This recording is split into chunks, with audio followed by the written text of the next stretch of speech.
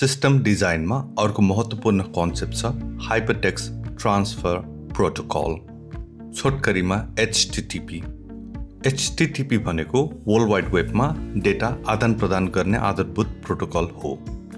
अनि www को मुख्य उद्देश्य वेब क्लाइन्ट र सर्भर बीचको कम्युनिकेसन गराउनु हो। HTTP ले क्लाइन्ट सर्भर मोडलमा आधारित रिक्वेस्ट रेस्पोन्स प्रोटोकलको रूपमा काम गर्छ।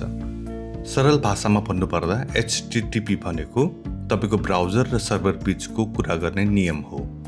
अब HTTP ले रिक्वेस्ट र रेस्पोन्सको सरल प्रक्रियामा काम गर्छ। रिक्वेस्ट भनेको तपाईको ब्राउजरले सर्भरसँग केही जानकारी माग्नु हो। उदाहरणको लागि तपाई गुगलमा गएर आजको मौसम खोज्नुहुन्छ।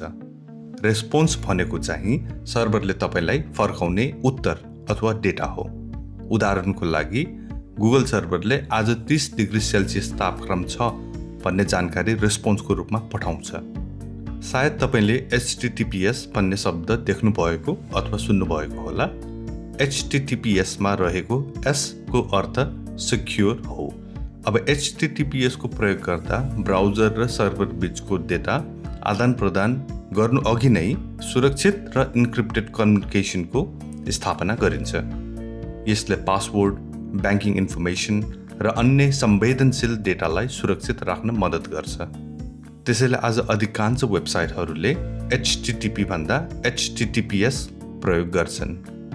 अर्को भिडियोमा हामी क्लाइन्ट सर्भर आर्किटेक्चरको बारेमा कुरा गरौँला।